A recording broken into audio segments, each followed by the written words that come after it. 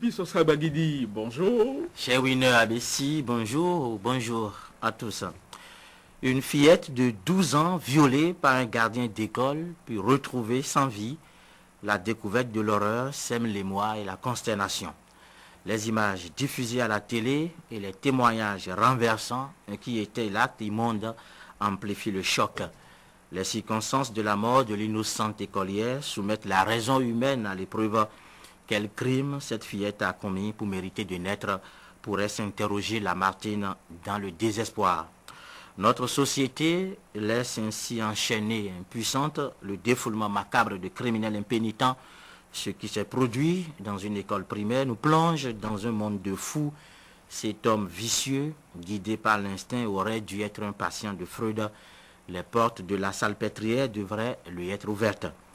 Asservi à la libido, l'être primitif, trop coincé dans les décombres de l'immoralité, a juste abrégé la vie de la petite en passant à l'acte comme un décérébré. Il est clair que la nature prendra la revanche de la victime, elle qui célèbre déjà le deuil après le tissu d'impudicité et la folie de l'australopithèque ressuscité, pressé de déflorer dans le sang.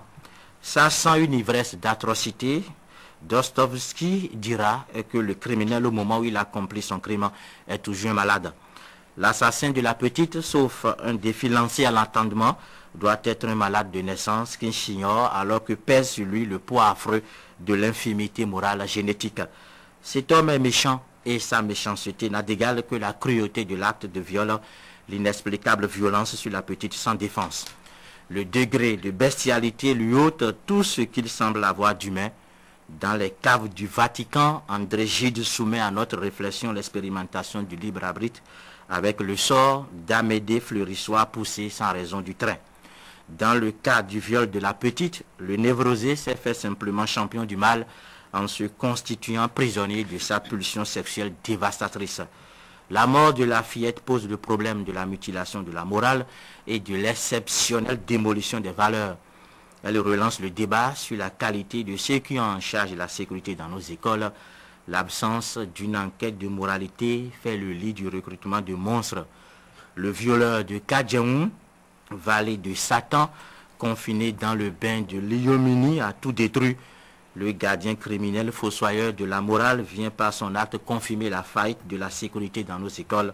Il faut une rigueur absolue dans le choix des personnes à qui incombe la responsabilité de la sécurité des enfants. Le crime de Kadjaoun, relayé par les images insoutenables de petites déflorées sous le coup de boutoir frénétique d'une espèce de crapule, ne peut couler dans les caniveaux de l'impunité. Cet homme, poubelle génétiquement ordurier, mérite de subir la sentence implacable exigée par la sa disette de bon sens et la ruine incurable de son existence. Il faut que le châtiment soit à la mesure du crime. Ce viol plutôt meurtrier à l'école n'est sans doute pas un cas isolé. Combien de délits et de crimes sont commis à la petite semaine dans nos établissements scolaires? La morale en berne flotte au gré du vent d'une déconfiture avancée des repères.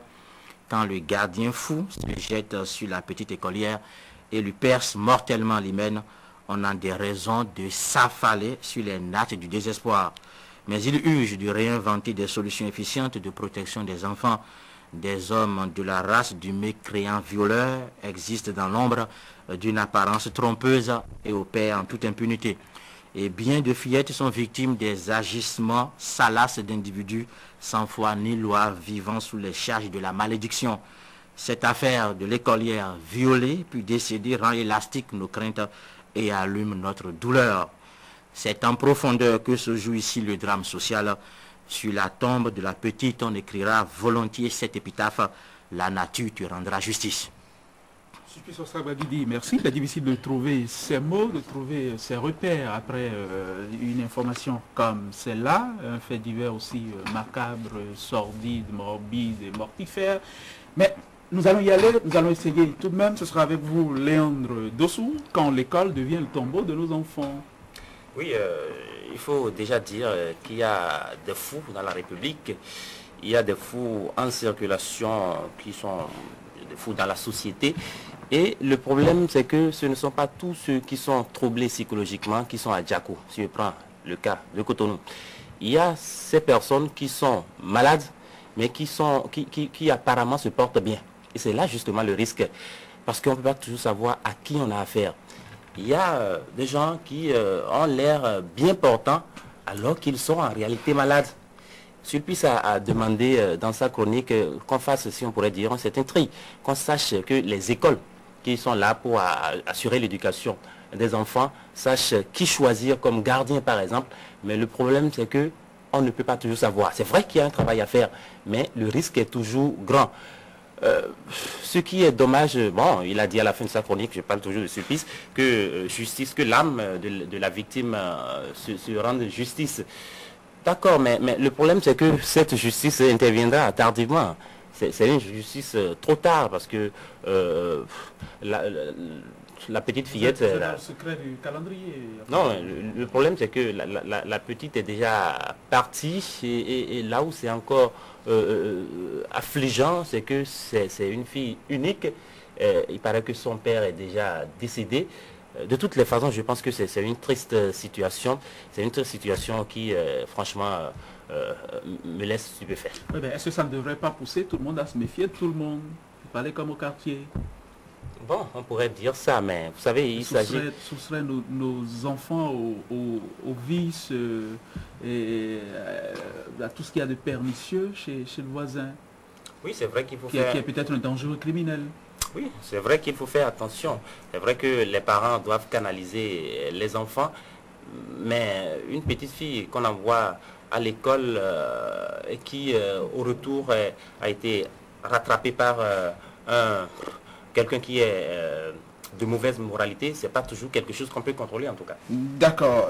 François Minson, c'est bien vous qui êtes Minson. François, nous avons parlé d'infirmité, c'est Sulpice qu'il a dit, d'infirmité morale génétique. C'est une chose qui n'est quand même pas rare chez nous. C'est malheureux de le dire, que de petites filles qui se font violer. Heureusement, la justice est là, mais quelquefois, ça se passe en toute impunité et en toute canaillerie, François. Ça se passe malheureusement le plus souvent en catimini. C'est parce que ce tact a, semble-t-il, tourné au drame qu'on a eu malheureusement ces images atroces sur nos écrans. Et c'est pour cela que l'opinion publique a été alertée. Sinon, combien de jeunes filles ne se font pas déflorer dans des conditions... Ne dites pas jeune fille, François. Tout à fait, si vous voulez, d'accord. Combien de fillettes, combien de petites filles ne se font pas déflorer dans des conditions vraiment affreuses, catastrophiques, atroces dans nos écoles et autres lieux d'éducation sans que personne ne puisse réagir. Pourquoi? Parce qu'il y a d'abord la naïveté de l'enfant qui tombe facilement dans le piège du bourreau. Il y a ensuite la crainte de dénoncer et d'être indexé. Il y a également ce qu'on pourrait appeler le bénéfice du doute que l'on accorde souvent par rapport à la parole de la petite devant celle de l'aîné. Et il y a aussi cette peur d'être stigmatisé, pointé du doigt, parce que ce n'est pas facile, ma foi, d'aller avouer devant tout le monde qu'on a été victime de sévices sexuels, qu'on a été défloré dans telle ou telle circonstance, ou qu'on a tout simplement été parmi tout un lot de petites filles, celle qui a malheureusement eu la malchance de passer sous les coups de boutoir d'un agresseur vraiment tombé d'un autre monde. Moi, je ne pense pas forcément comme Léandre que ces individus-là soient malades. Non, c'est leur accorder même du crédit. C'est vrai que Sulpice dit qu'ils ont leur place chez Freud. Non, ce sont des hommes purement et simplement méchants. Des individus cruels qui ne méritent pas leur place dans la race humaine. Parce qu'il y a ce qu'on pourrait appeler quand même la petite retenue et le tout petit réalisme dans toute envie. Une heure à Bessie. Ne me dites pas que si vous avez chaud sur ce plateau, maintenant vous allez vous mettre torse nu, vous présenter à Matin. Vous pouvez avoir chaud, mais quelque chose va vous retenir quand même. Il y a cette indécence, ce manque de bonne foi, cette fuite de la morale. C'est ça qui nous pousse à ce niveau-là. Parce qu'aussi, on n'a pas des lois assez rigides dans notre pays. Il y a des délits qui passent sous silence rapidement. Il y a des peines qui véritablement n'ont rien à voir avec la gravité des fautes commises. Et il y a aussi la lourdeur administrative, parfois, qui pénalise les punitions qu'on doit administrer aux auteurs de ce genre d'actes macabres et inqualifiables. Je ne peux pas comprendre qu'un homme qui est chargé d'assurer la sécurité des enfants, que ce dernier devienne le bourreau de ses propres enfants. C'est incroyable. Ça veut dire finalement qu'on a mis le loup dans la bergerie. On a mis le chat là où on élève les poissons. C'est incroyable. Je pense que quelque chose d'important a été dit par Sulpice. Effectivement, est-ce qu'on prend le soin de faire des enquêtes morales lorsqu'on recrute certaines personnes? Non, parce qu'on leur paye combien? Une somme vraiment insignifiante. Donc on ne peut pas exiger d'eux un profil assez parfait. Et on laisse les enfants à la merci de ce genre de monstres, de ce genre d'individus taillés à la mesure du diable, qui n'ont vraiment pas leur place dans